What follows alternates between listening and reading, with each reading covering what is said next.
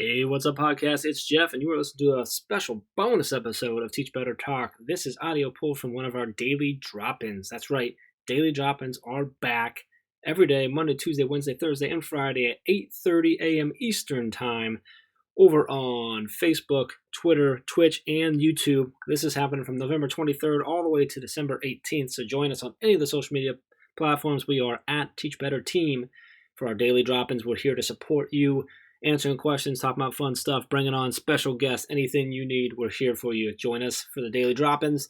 Let's get into this special bonus episode. Enjoy.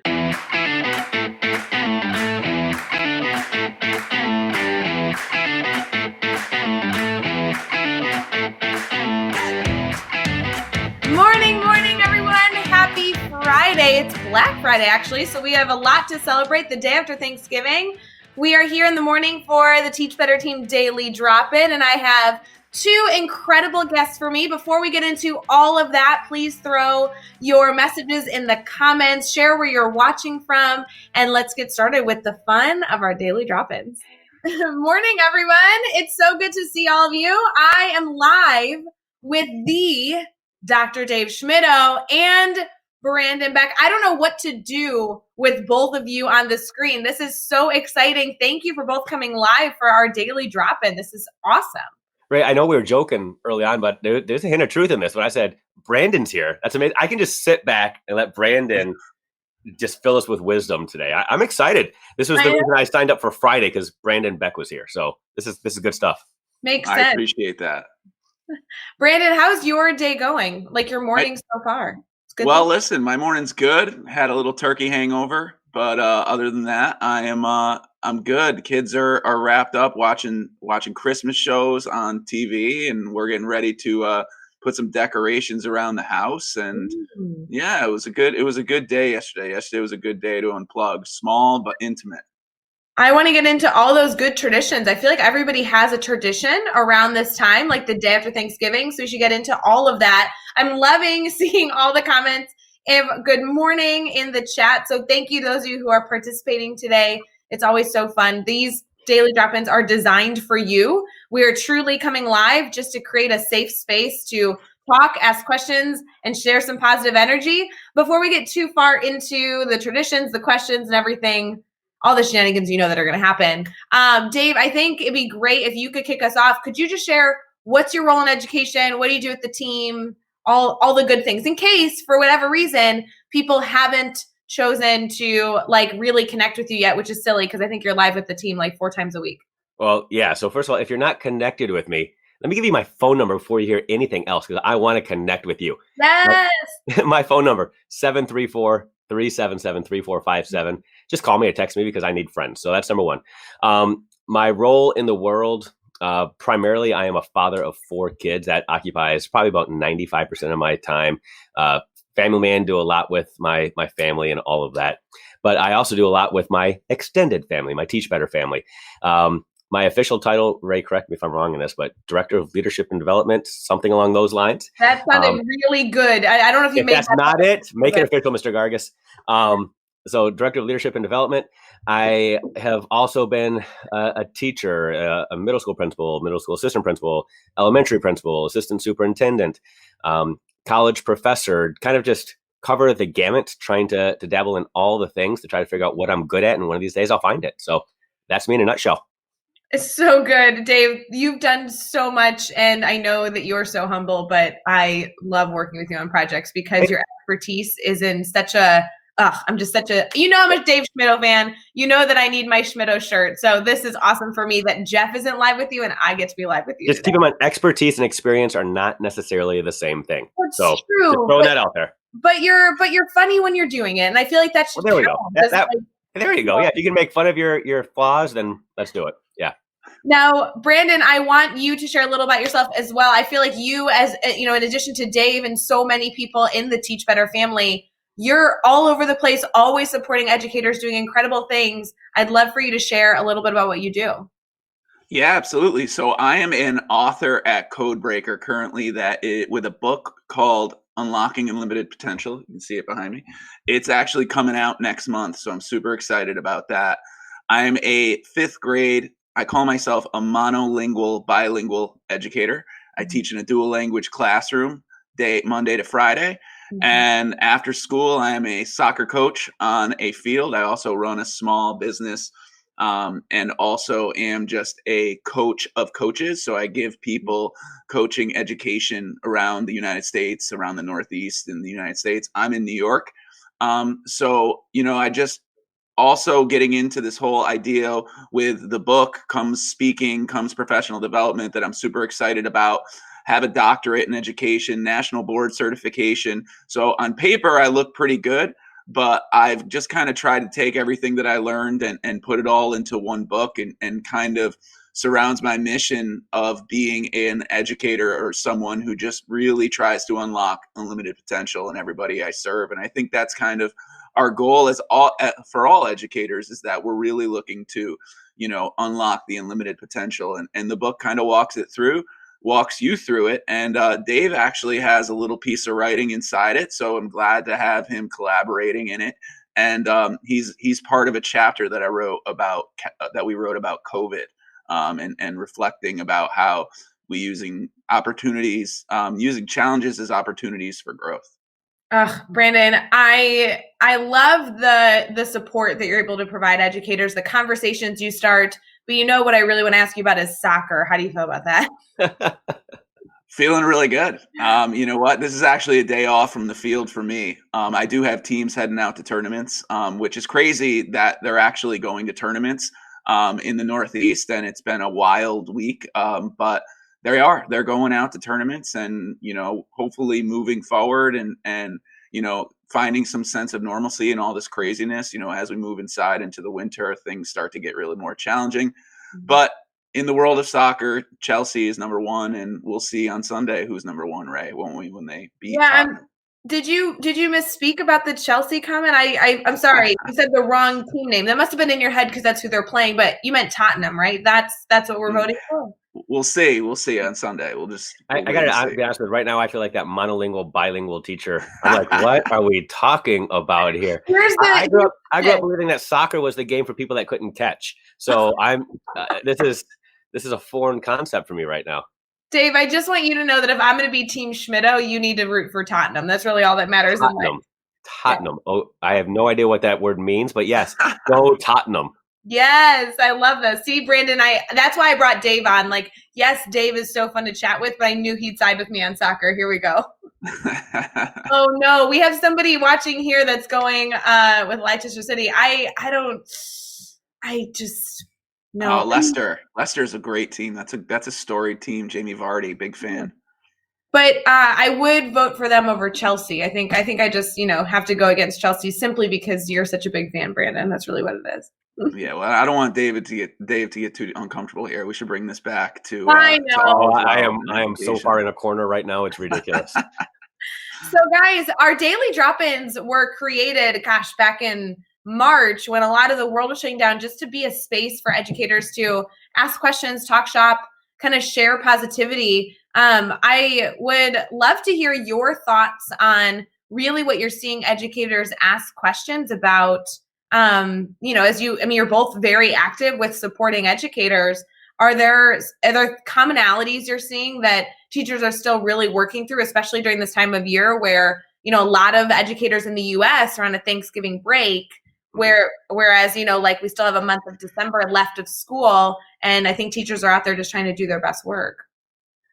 Yeah, I think that's a great question, Ray. I'll circle this back. When I first connected to Brandon, it was late spring, early summer.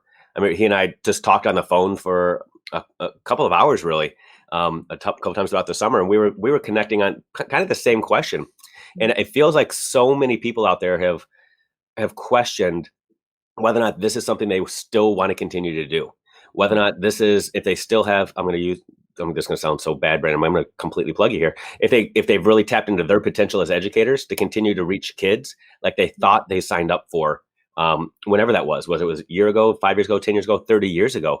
So many people feel like the rules of the game have changed, and they're wondering, can I persist? Can I keep going? And am I making a difference? So trying to tap into teachers and remind them that they are still difference makers, no matter the platform, has been something that I've been trying to be intentional about over the last couple of months. Yeah, and just to add to that, it's I think the biggest thing that I've noticed is, the question is what's next? What's going to happen tomorrow? And I think what it's led to, and what I've noticed a lot, and I talk about it a lot with a lot of people, and a lot of people who follow me probably see it a lot, is it's led to a lot of self-limiting beliefs. Am I going to be okay tomorrow? Is this okay for me to step into the classroom and teach? Is it safe? Is it going to be okay teaching kids today in person, tomorrow hybrid, and the next day 100% remote? Because where I am in New York, there's a lot of obviously increasing cases, and there's a lot of schools that are flipping. A lot of them said after Thanksgiving that they're going to go from Thanksgiving to December, to after the holiday. They're going to just shut down and be 100% remote. And then there's some schools that aren't. So, it's just kind of, the craziness and the laws that are coming out where we are, where now that if you're in a certain zone, that schools are going to have to test teachers and test a certain number of kids. And so there's a lot of uncertainties, and, it's crossing a line where, how much am I really willing to risk for my own safety and my own health? And then it comes down to the question of, all right, well, how much does this say about me? If I'm really not willing to do this, does this really mean that I'm not in there for my students and really in it to win it? Or, so there's that thin line, I think. And that thin line is really, it's thin ice. And, depending on which way you go on that decision, can lead to a lot of, I would say, a lot of self-limiting beliefs, and am I doing the right thing? So what do we do? Because as I'm thinking through like all these pieces that you both have just shared, as a teacher, I'm a full-time 6th grade math teacher in addition to being the director of training and development for the Teach Better team. With that fear, with that concern, what's the first step? What's the 20th step that you guys see, being beneficial, not only making the decision, but being comfortable with the decision and moving forward, trying to serve students as best as possible whenever those decisions are made around me? Yeah, for me, I feel like I'm going to go Sylvester Stallone here and go over the top real quick so I can just start bringing it. Love For me, I think the priority is really to focus on the focus. I know that sounds cheesy and cliche, but I think there's so much value from just realizing where you can actually control circumstances and where you can't. I know right now we all want to have our voice in everything. We want to control everything, and I get it. I get it. I'm a control freak. I want to control all things all the time, but I can't. And when I try to control too much is when I start to unravel and I start to find myself spinning. And this is good advice, whether we're in a pandemic or not. Doubling down and focusing on the focus. And I talk about this a lot when we're talking about grading and standards and identifying those key standards and focusing on the focus standards, or whether you're a leader and just allowing teachers to make the decisions that they can make and you make the decisions that you need to make. The same thing is true right now. Focus on the things that you can control. A lot of times we can't control what the governors or the state legislatures or the board of ed or whatever everybody else is saying or doing. We can't control what's happening a lot of times in kids' houses with their parents and their environments and their technology. What we can control is what we do today. Are you sitting around sipping some coffee and pouring into your family? You can control how much time you're going to pour into your lesson plans. You can control a lot, but you don't need to control everything. So focus on what you can focus on. Focus on the focus, not a focus, but the focus, the things that truly are the most important, and then go from there. Yeah, I think that's like your catchphrase. I always quote you whenever I use that statement, focus on the focus.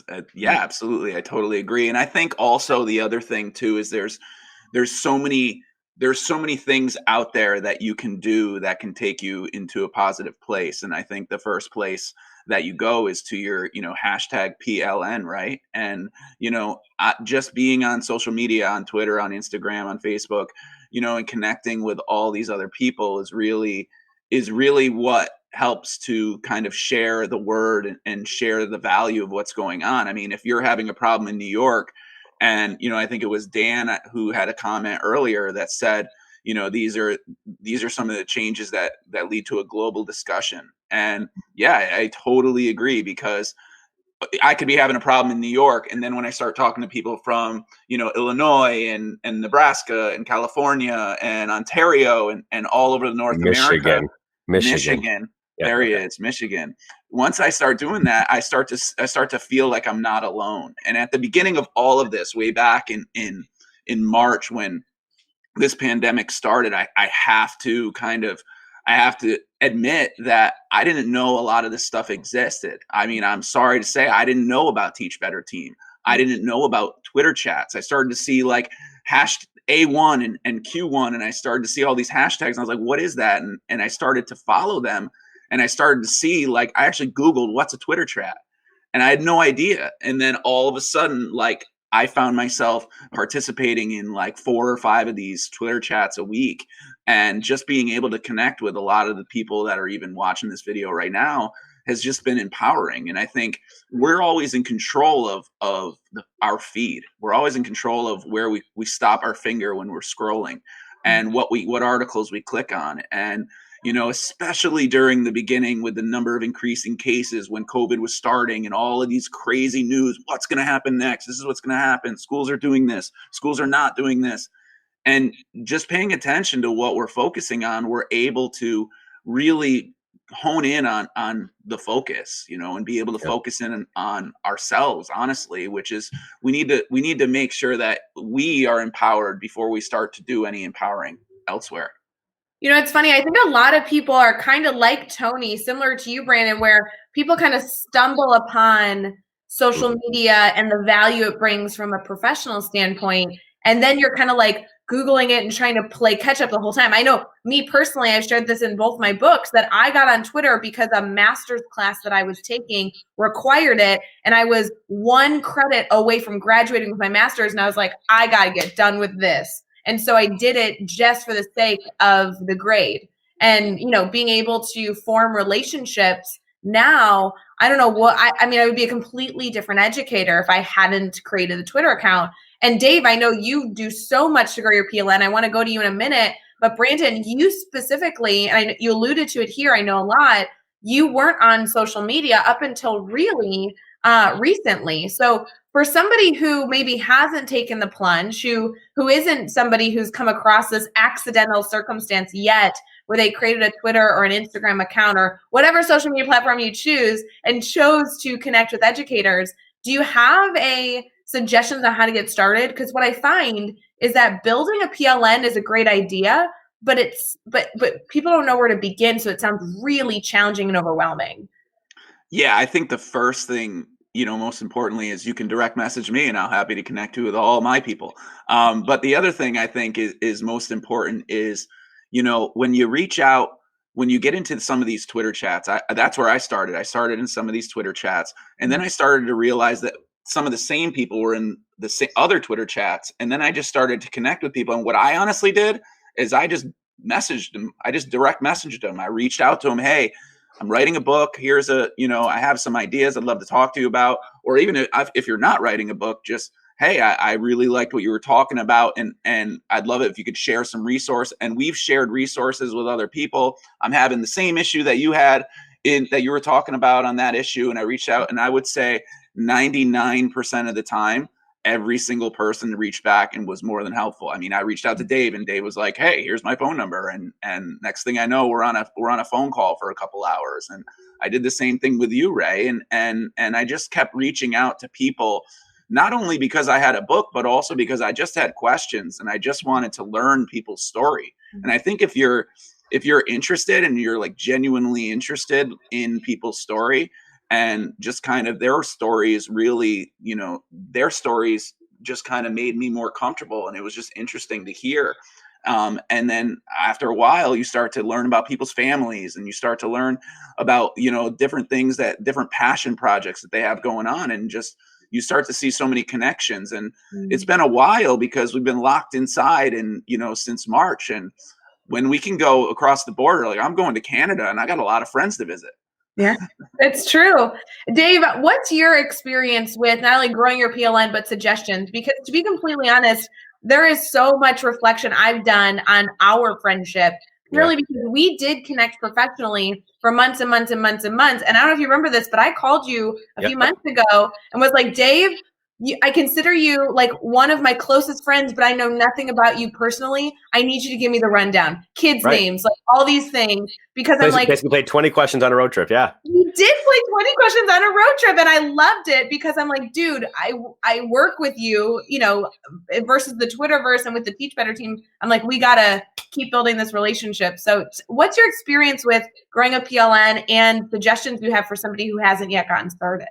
Yeah, I think one of the easiest ways, and I'm just looking at the comments right now, and as I'm looking at the comments, there's a couple of things I want to point out, a couple of things I'm noticing. The vast majority of people that respond to the comments or watch this seem to do so on Facebook. And I get that. And I think one of the reasons why is because of the algorithm that Facebook uses is they want to keep people in Facebook. When you're on Facebook, you start to notice that everybody seems to have the same voice, say the same things, because Facebook does not want you to necessarily say, oh, there's somebody that disagrees with me, so I'm going to jump out of Facebook and go somewhere else. They put you in this little bubble, which is good at times. And I would say in this time, it's a good thing because you're in a nice group here. And if you're watching this on Facebook, you have the opportunity right now to see a bunch of names of people and say, have I connected with that person individually? And you can click on their little icon and go down the little rabbit trail and see where it takes you, which is awesome. But then you can also leap over and you can look for those same people on Twitter. You can look for those same people on YouTube. You can find those people on different platforms, and then your network will just grow. And as I'm looking at some of the comments here, Lindsay Titus said that she first found Teach Better because she and I were kind of connected. And then she said, oh, Dave's in this group. Let me see what that group is. And then she did the same thing I just described. She started checking everybody else out. Tony Slate, same thing from down in Texas. He saw the live event and it's like, oh, and then he and I talked on the phone and he said, what's this Teach Better thing about? And we just kind of grew. Me and Brandon, same kind of thing. You just have to be willing to creep a little bit. I mean, it sounds weird, but you have to creep. I've told this story many times, but the truth is I've got a podcast where I talk to a lot of different people, for an hour at a time. And part of that is because it's a lot easier to have a conversation with somebody, to pick up the phone and say, hey, will you go on my podcast so I can talk to you for an hour and get to know you? And you have that as that opener, as opposed to, hey, this is Dave. I'm a creepy guy that lives in Michigan. I'm in my basement right now. Can we talk for an hour? I mean, that sends a much different message. But for some reason, if I tell people, and I'm going to record it, the world can see it, they're like, oh, yeah, then I'm totally in. I don't know why that is, but people are okay with it. So find your avenue, find a question to ask, and then just reach out to people and ask a question and see where it takes you. Okay, so I know there's a lot of things we could talk about with your background, but I want to keep on social media really quick because you commented about Facebook and Twitter. Instagram, I know, is a big one as well for educators to connect. And really, the first step is identifying what platform you want to use. It doesn't mean you can't use all of them. I mean, me personally, I'm on Facebook, Twitter, and Instagram, but I use all three of them very differently. And the way that I consume information and what information I consume is different based on the platform, right or wrong. So do you guys have a favorite, and do you know why it's your favorite? Yeah, absolutely. I definitely have a favorite. And it's funny because each one is a little different for me. And I think, even Lindsay's comment there, and I met Lindsay through the Twitterverse as well. And, if you know why you're doing what you're doing, like for me, I like to use videos, and it's a weird thing, right? To put these videos out there and to have a camera in your front of your face and just to be talking for a minute or a minute and a half. But, and that to me, like, certain things held me back a little bit. Like, for example, my Facebook account was kind of personal when I first started this. And I was a little nervous about putting videos out there on Facebook that were like related to what I was doing in education, because it's content. And I'm almost preparing, and I'm still preparing, like a Jerry Maguire moment, like letter to my entire universe saying like, hey, this is what I'm doing. If you don't like it, keep scrolling. It's totally cool, but it's going to keep coming. And that's the thing, is like, there's this part of you inside of you that's always like holding you back a little bit. But it goes back to what Lindsay said. If you really know why you're doing it, and to me, why am I doing it? Well, I'm doing it to inspire educators so that not only they can learn from me, but I can learn from them in their stories.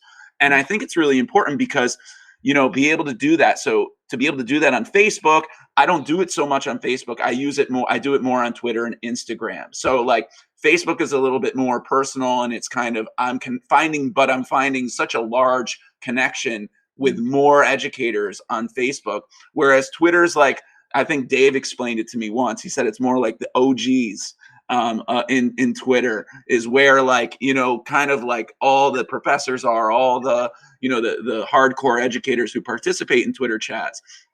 And then I think Instagram kind of reaches more of a different kind of an audience too, where I think it's, you know, it's more about just images and not necessarily people don't seem to be reading like what you're writing about. Whereas in the Twitter, I think it's more about what you're saying and not so much about the image and what's attached to that or videos. And the same with Facebook. Facebook is just kind of like a little bit of everything, in my opinion. Dave, what are your thoughts on that? So I see it the same, yet a little bit different. So for me in social media, I grew up in the MySpace generation, you know, so it's a little bit different for me. And then MySpace evolved into Facebook, and my Facebook account has gone through multiple variations. Facebook for me is a safe place to go. Which sounds ironic because of all the hate that Facebook always gets, but for me, it is a safe place. I feel like it's a place where I feel like I have a little bit more control over what I see, what I don't see, and the algorithms help control that a little bit. That I only start to see the things that I actually comment on and like on. So, AKA like and comment on this real quick, so you can continuously teach better stuff. Also, so Facebook is kind of that go-to when I just have 5 minutes. And I just want to scroll through something. I'll go to Facebook. Twitter for me was where I got my first start on branching out of my own little bubble. Brandon mentioned Twitter chats. I was doing Twitter chats twice a day and 3 times on Sunday when I first got started, because Twitter chats was that place for me to be for other people to poke my bear and to really get me uncomfortable and to figure out what I really was comfortable with. I would enter into these chats where people were having these conversations and saying these provocative things and asking questions that I didn't have answers to. And I could just scroll through and try to find some geniuses out there that knew things I didn't. And it was an opportunity for me to truly see and hear from people that I wasn't already connected to. Because when you're in those chats, you see everything, whether you're connected to people or not, and you're able to just grow and go. My favorite place to be right now, however, is Instagram. And the reason I like Instagram so much is, one, I talk a lot, and Instagram doesn't necessarily allow that because it's a picture says 1,000 words. But two, I think it's time sensitive, especially when you're on Instagram stories, knowing that it's going to disappear in 24 hours. You know, you're capturing and seeing what's current and what's relevant in somebody's life. Mm-hmm. I spend way more time going through people's stories than I do scrolling through their feed, because I want to see what's happening right now. It's honestly where I can catch up on what's happening. Like with you, Ray, I know you're really good at posting in stories, and it allows me to figure out what's happening in the daily drop-in tomorrow, or what Rae Hughart's up to tonight. Is she making the turkey, or is mom making the turkey? Like, I can figure that kind of stuff out, where sometimes on Facebook or Twitter, when your networks start to grow a little bit, some of that stuff gets buried and you might not see it for 2 or 3 days, and you get confused on when things are happening. So interesting perspective. You know, I think in related to what you two were sharing in terms of your evaluation of Facebook, Twitter, and Instagram, this comment right here says, I'm not sure how I use the platform differently. I tend to post the same things everywhere. I think when this was originally posted as a comment, my mindset was, oh, let me tell you how I use all 3 differently. And then we could even add like LinkedIn into this. I mean, there's so many platforms, guys.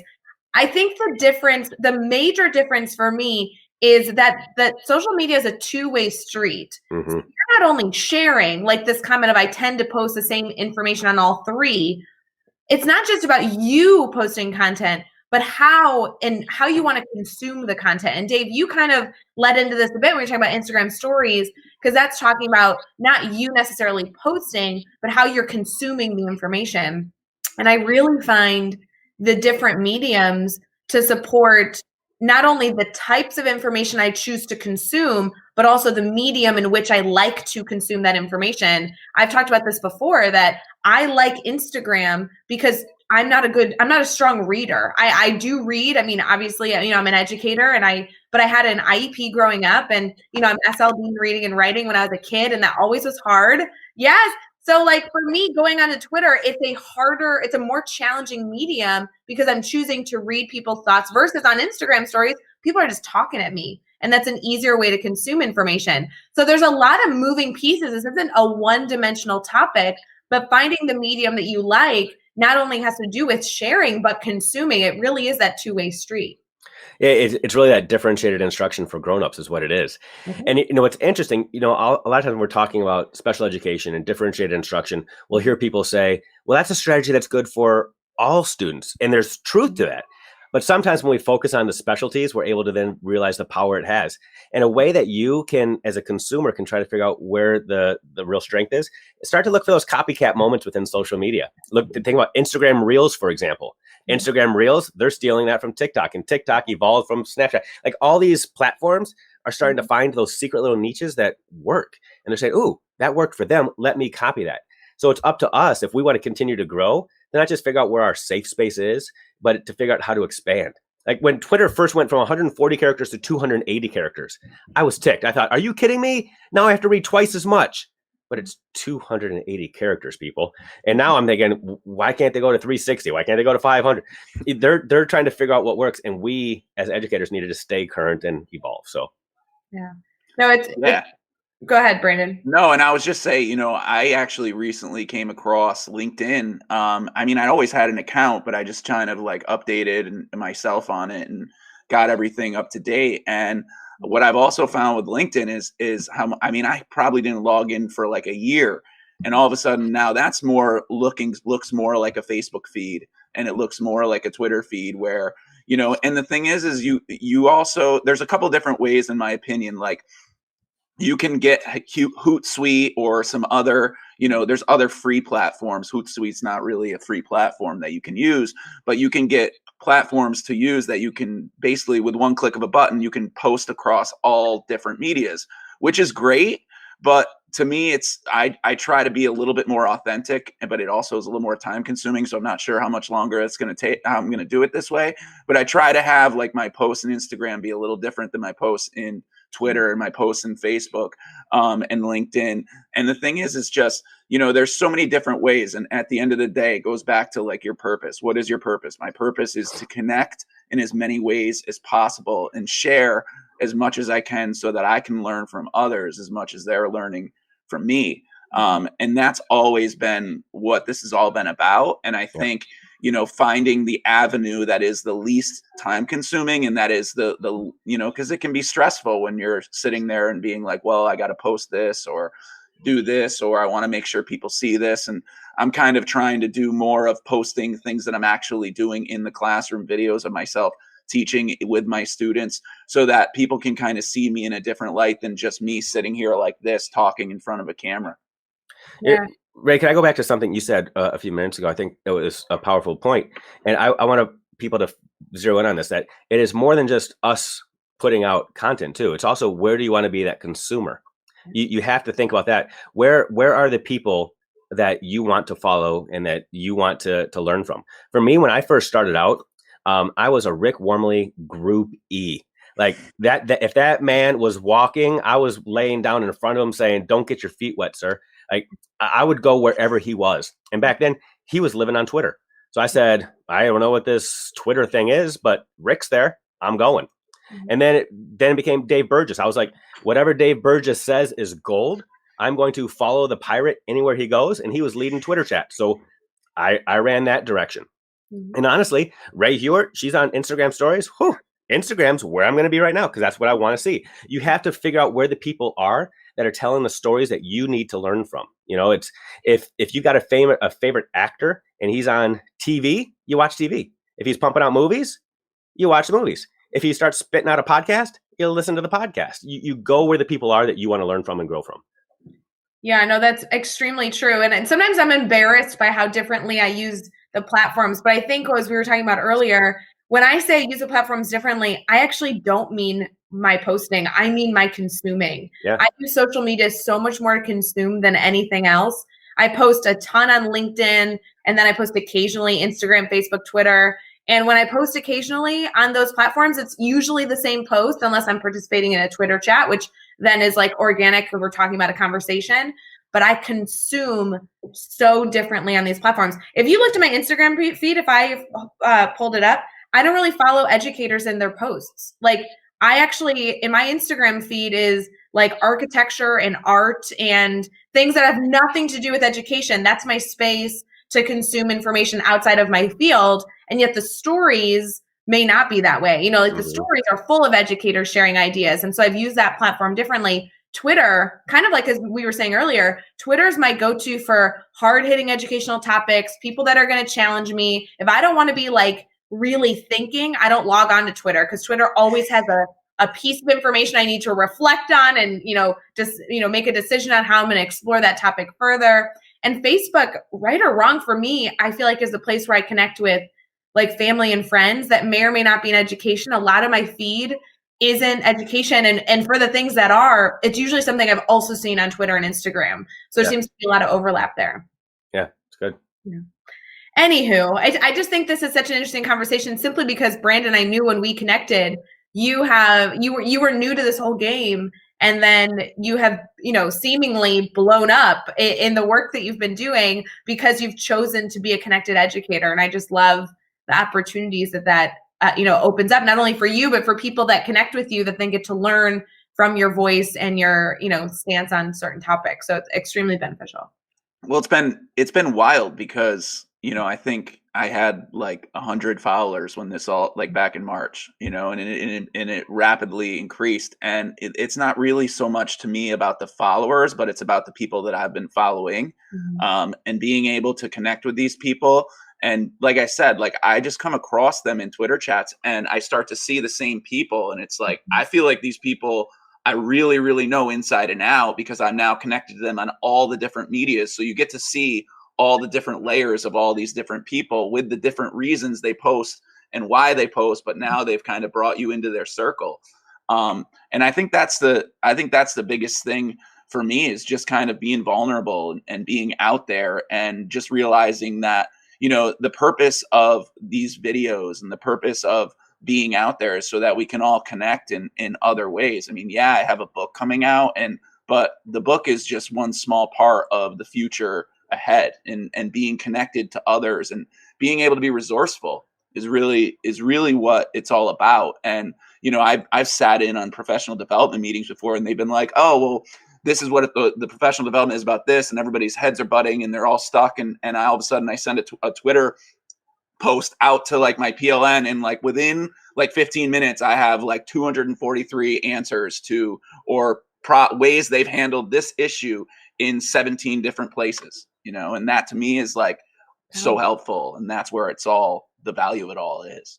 Yeah. So we are going to move forward from social media. However, if you are listening right now, if you enjoyed this conversation, we not only want you to participate in the comments, like so many of you already have, but if you have things that you would like to hear from Dave, from Brandon, topics that you'd like us to talk on, questions that you might have, whether it be about the Teach Better team, Brandon's book, I mean, anything that comes to mind that you want some perspective on, this entire space is created to support you. So as you're listening Friday morning, just know that we really, really encourage you to participate in the comments, even if it's something as simple as, ooh, I really agree with that. Tell me more. Can we expand on that? Or something completely different. Like, I'm struggling with student engagement right now, and as we go back to the classroom Monday morning, I really want to make sure I'm supporting all of my learners. Feel free to throw that in the chat. If you are somebody who has listened to this conversation, you're actually interested in getting on social media, I want you to take a few steps. This is very easy. I want you to consider how you want to consume information and the type of people that you want to connect with. And then I want you to officially choose a platform and make an account. The easiest thing to do from there is to go to the profile of somebody that you care about, respect, want to learn from, and see who they are following and retweeting. And then just go crazy with following. No matter what the platform you choose, that works so easily. I've done it, especially as I got started. And I do it now when I find people that I want to connect with. If they share a great idea on a Twitter chat or share a great idea on Instagram stories or anything in between, I click on their profile, I follow them, and then I see who else is they're tagging or retweeting, and then you're able to connect with those 4 or 5 people that are in that inner circle as well, and you just continue to grow. So you can do it, and it is an incredible way to continue to consume relevant information from multiple different perspectives, and all those put together is going to support your learners. So that's really why we're in this anyway, is how can we take this information and support our kiddos? So love all that stuff. Dave and Brandon, you guys have so many different passion points in education. If you had to pick kind of your soapbox ideas, I know, so I knew that Dave was going to be upset about this, but if you had to pick like your soapbox concept, that if there was nothing else, an educator learned from you, it would be this. Do you guys mind sharing what that would be? I assume that it would be different for the both of you because you do work in education, but have expertise in different spaces. So, or maybe, you have passions in different spaces. Which one of you wants to start? It's a hard question, I know, but I know I could pinpoint, I think, what I think you're going to say. So, are you ready, Brandon? No, you are. Okay. So I think I could split this up into 1,000 different things, but the big broad brush that I'll paint with is labels hurt, period. Whatever the label is, and no matter how you're arriving at that label, I'm yet to find a label that helped support, change, and grow somebody. Because oftentimes when we label a person, whether it's a child or an adult, it puts them within a box. And we begin to start attributing attributes to that person because of the label more than the individual. So I'm a big believer that if we want to reach every person, we have to reach each person. And you can only reach each if you don't attach a label to them, whether it's a label that we think is a positive attribute like gifted. I've told my own personal story on how that has impacted me, or at risk, or some sort of special education disability, or whatever the case may be. We all assume positive intent, and I understand why we do it. We do it to try to help and support. I get all of that. But oftentimes it leads down this dangerous road of limiting behaviors. So labels hurt. That's where I'll go. Yeah, and I'll just pick up that. I'm glad I let you go first because I'm going to pick up right on the other end of that. So that's perfect. So I think it starts with you. And I think that's always been my biggest thing with anything. And that's kind of the theme behind my book is it starts with you, whatever self-limiting beliefs, whatever's in front of you, whatever labels are in front of you. There is inside you a fire that needs to not only keep burning, but it should be like a bonfire inside of wanting that passion, that that first year teacher passion where you would do anything, that whatever it takes attitude. And how do you come to school every day and be grateful for that? And it all starts with, and I've said it a million times, it all starts with going back to your why and your purpose, and really making sure. One thing that I would recommend to every educator is that you have like a statement, a purpose statement. Just my purpose as an educator is, and and I know mine is, I can say it verbatim because I read it every day. And my purpose is to inspire and guide adults and students to find their inner genius. And I have it on a decal that I made, a big sticker, and I put it on my wall in my classroom. And every day it's like, I'm like the Notre Dame football team going out to the field. I touch it, I look at it, I sit with it for a minute or two and just kind of read through it right before the students walk in. It's right next to my door. And I think if you understand why you're doing what you're doing, nothing's really going to get in your way, because no matter what kind of things get thrown at you or whatever limiting beliefs are out there, if you're aligned with who you are and why you are who you are and why you're doing it, it comes back to just lighting that fire and keeping it going. And any challenges are going to make you be resourceful. You're going to find the answers. You're going to go and reach out to all these people through all of these different networks so that you can continue to find answers to get you through, or at least solutions to help you start on the road to, the road to awesomeness. I guess I'll quote Darren Pepper. Oh, another little plug. Well played, Brandon Beck. Well played. Love that. Yeah, Ray, can I talk about that last comment that Lindsay Titus put out there? Let's do it. I'm going to throw it up here so everyone can read it. It says, do you want to read it for them and then also comment on it? Sure. So Lindsay writes, if a label comes from someone else, it's someone else's opinion of us. When we define who we are from within, we can't get it wrong. So I think that's deep and that's so profound, but I want to add on to that as well, because I think oftentimes we think that we're defining ourselves based off of our own objective lens. But it can be so easily be based off of the voices that are in our head that came from somebody else. So prime example, I am in a routine of every single morning. I get up and I stand on the scale before I get ready for the day. I know it's a stupid habit and I do it every day. It's ridiculous. And that scale fluctuates. So that's one way that I could measure my own growth and my own health, is looking at the scale. If I look at the scale this morning, it's going to be a nightmare because of what happened yesterday. Right? Or I can get ready every day and I can look in the mirror. That's another way to assess my own growth, my own progress. Or I can go out and say, hey, everybody, how do I look today? And I can get their opinions of my own growth and my own progress. There are so many different ways to measure your own growth, your progress. Rae, go ahead. Hey, Dave, I don't want to interrupt you, but you look great, buddy. Keep it up. Oh, well, thank you. Well, that's all that matters. So no scale needed, no mirror needed today. Nope. But that's the reality of it. I go back to this summer. I remember you and Caitlin were doing an afternoon drop-in, and there was this funny story that Caitlin was telling about going out and getting this huge mirror at IKEA or something, and it's this full-length mirror. And it was a hilarious story, but I think that story says so much about who Caitlin is, because Caitlin is this super reflective person, and she wants to reflect on the whole person. You can go out and you can just get one of those little purse mirrors and just look at your face, or you can get a full-length mirror and check out who you are and come up with your own self-assessment. You have to figure out what it is that you're shooting for. Are you looking, if just totally going with this example, are you looking to simply lose weight? Are you looking to change body shape and body type? Are you looking to decrease fat? Are you looking to decrease cholesterol? Like, what is it that you're after? And whatever you're going after cannot just be, I want to look the same as that person I see on Instagram or that person I follow on Facebook. If you're on Twitter, you can't say, I just want to start, I just want to get a retweet from that one person. That's how I'll know I'll make it. Because then you start drifting towards, I'm going to start saying the things that are provocative just so that person will like me.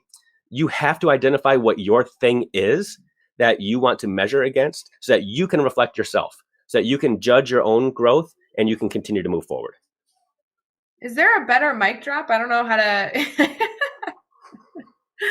I couldn't agree more. It's so incredibly important, and I'm so glad you took the time to comment on that, because Lindsay Titus always has mic drop moments. I mean, I don't know if you guys caught her daily drop-in a few days ago, but that girl kills me every time she speaks. My mouth stays open the whole time, trying to take notes and like keep my face normal, because she blows my mind with everything that comes out of her mouth. But I think that I keep telling her she needs to write a book. I've told her I'm her first person to buy that book. There are a lot of people that just need to continue to share their voice, and I want to continue to do anything I can to amplify the work they're doing. Lindsay Titus falls into that so easily. Somebody doing great work for the right reasons that always gives me such important things to reflect on. I love her stuff. And she was on Tuesday. So if you didn't watch it yet, go watch it. You're not Black Friday shopping today. You're not hanging out at Walmart and Target today.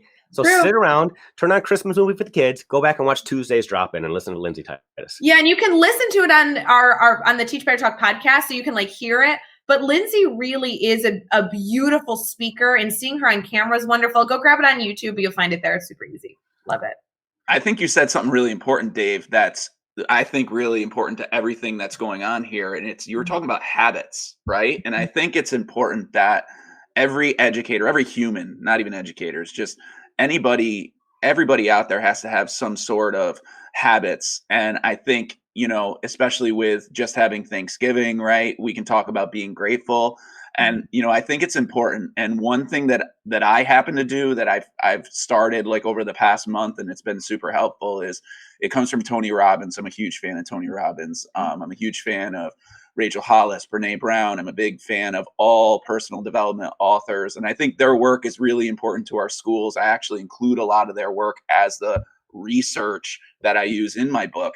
But I think what's important, and he uses one habit, Tony preaches about one habit, and he calls it the 5-5-5. And so it's basically 5 things, 5 affirmations or incantations, and then 5 things you're grateful for, and then 5 minutes of meditation.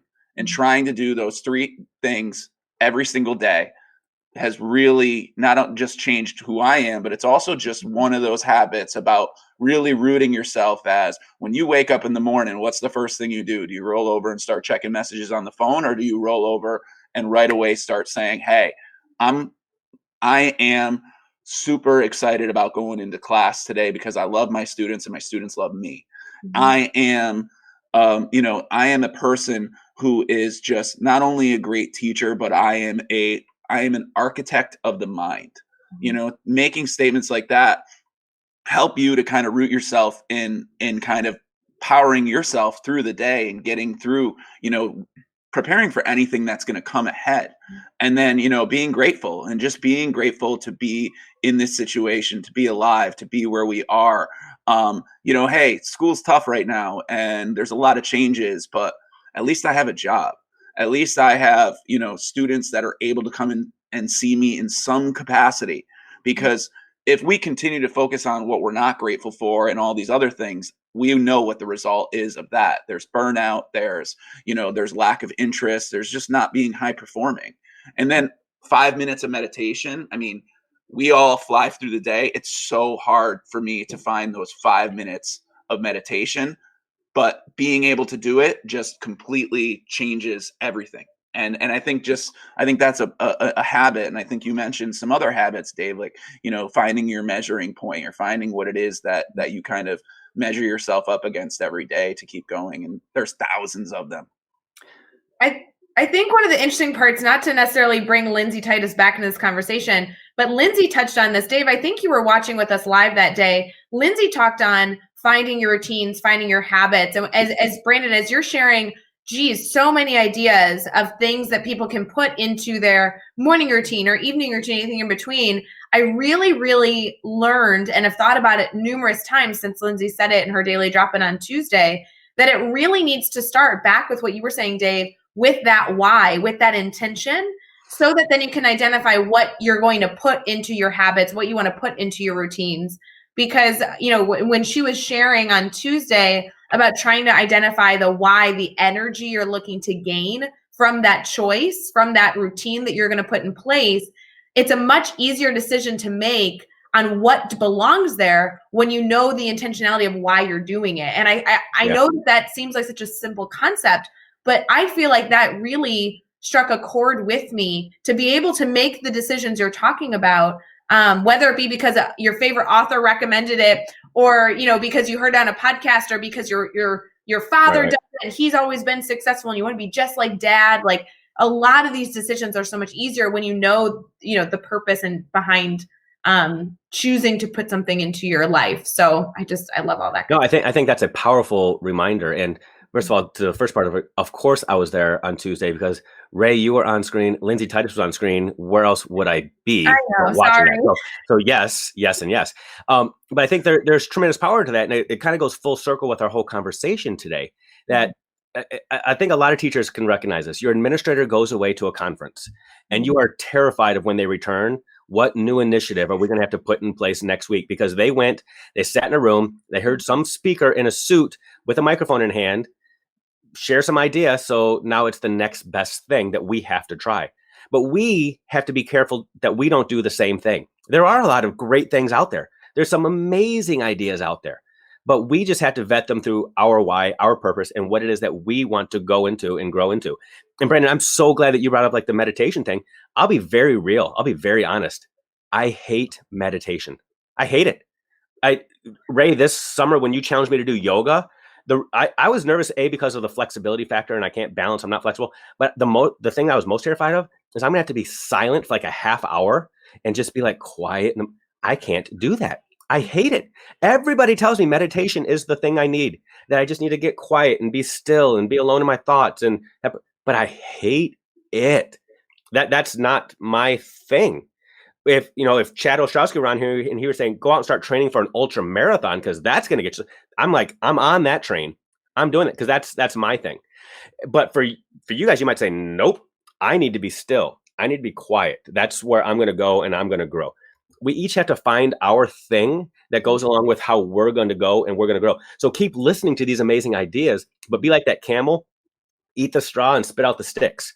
Find the things that work for you and say, yep, that works for me because it's me, not because that person is amazing and I'm going to be a miniature version of them, but because they're growing and I want to grow and I see success from them, and I'm going the same path. So yeah, and I think the other thing on top of that is just, you don't really know always what's going to work until you've tried it. Yep. And sometimes, like for me, I'm the same way. Like getting me to sit still for 5 minutes, Dave, is tough.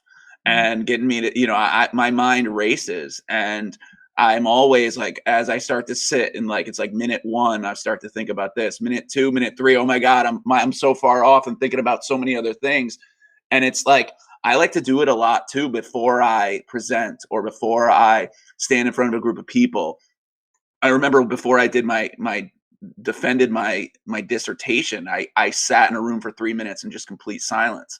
And I did that. I mean, and I don't know if anybody has access to it or if you use it, but the Calm app for educators is actually free to educators. And if you can actually put in and fill out a form, which has, and I'm not plugging it because I don't support it or anything like that. It's just a senseless plug, but it has 10 million different meditation from people like LeBron James who do meditations in it, all the way to like Matthew McConaughey.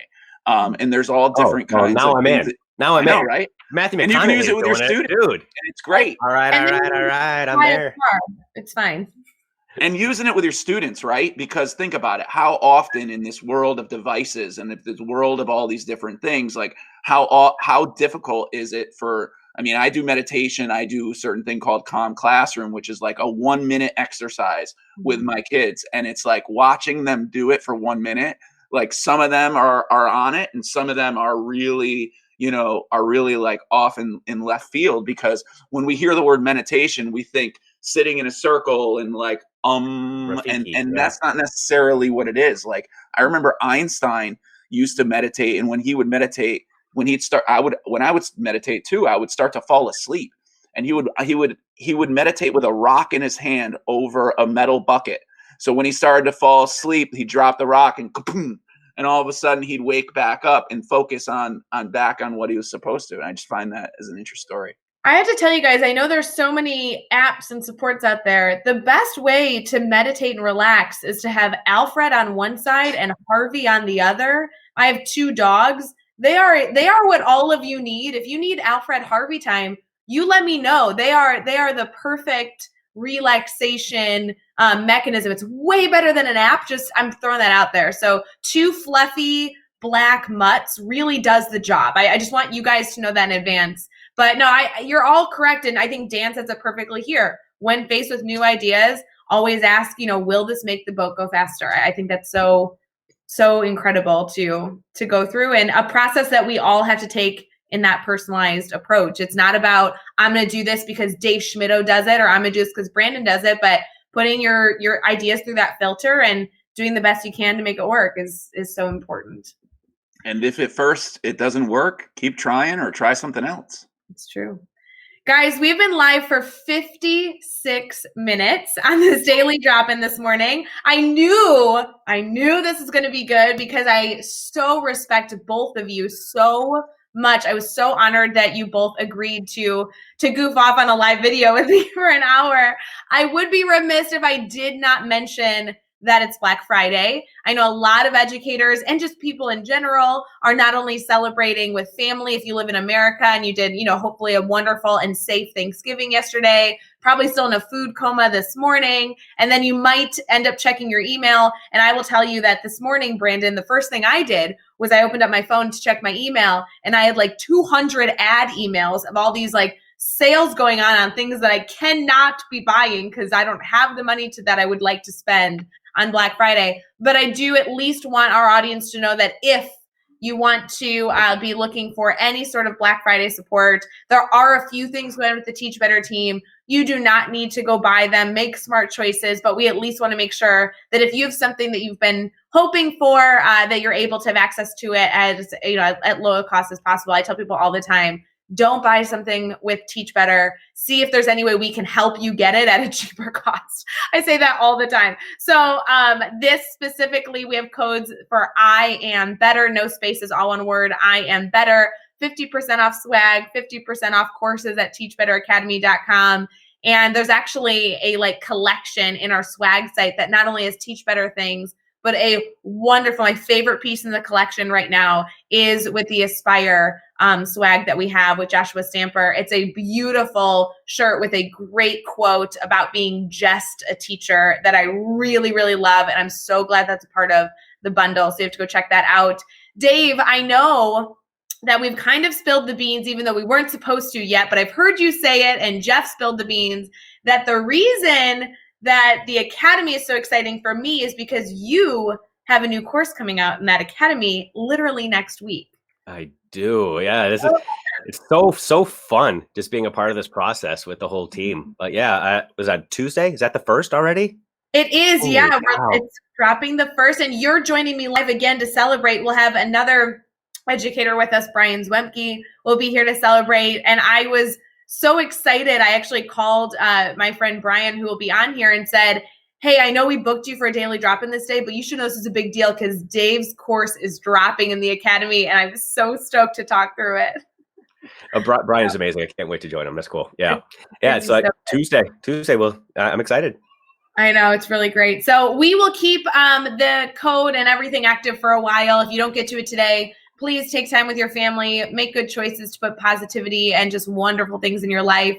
And if this ends up being beneficial, great, but at least felt like I needed to talk about it. You know, Black Friday is a thing. So really good. Brandon, thank you again for like popping on this morning and joining us. Do you guys both have big plans today that you're excited to get to? Anything that's really like... I got a house to decorate and some online shopping to do. So yeah, busy.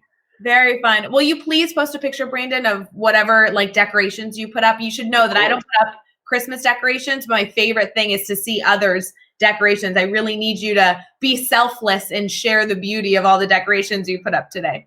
Easy. Be awesome. Dave, any big plans? Are you decorating the house? So I mentioned this on Brain Break a couple of weeks ago, but I no longer decorate outside of my house because 2 years ago when I moved next door to Clark W. Griswold. And now anything I put up just looks like a lame attempt to try to copy the guy next door. I mean, he's got the private radio station, the lights that are in sync, like the movie screens, like the whole 9 yards. It is legit. And we have cars that are backed up about a mile to come watch his show. So Jeff's suggestion to me was I just need to go get a big Grinch blow up and like act like he's pulling down his lights, and I'm done. So today I'm going to go online and see what I can find. I am one of those people though that has a huge cart filled with Teach Better stuff that I just have to hit buy on and complete the sale. So I'm going to get the new Teach Better hats and another hoodie and fun stuff like that. But Black Friday used to be my day when I would go to Starbucks, just grab a coffee and people watch. So I kind of got to do that already, and now it's nap time. So I love it. You know that hat is in the Teach Better swag store because of you. Oh, because like Dave needs a hat. Yeah. You harass Jeff Gargas long enough and things happen. So just know that, people. Amazing when that happens. Well, I appreciate you both joining us. I know Livia put in a really important comment I want to note is that she says there's a blog series as well. That is, Dave, you've not only launched a course, but there's a blog series that's coming out with your course. Just so much great content. So in my mind, the point is, guys, we talked a lot about surrounding yourself in your life with really, really good things that fuel you and keep the boat moving. And whether that is connecting with people or connecting with content that's going to be only focused on making you better rather than tearing others or tearing yourself down, just make sure that you are surrounding yourself with good, positive things, and you'll be fine. And go connect with all of us on social media because we're around and we'd love to help be a dot connector for you. So fun. Thank you to all of you. We will see you later, and make sure that you take some time for yourself and with family today. We'll see you guys later.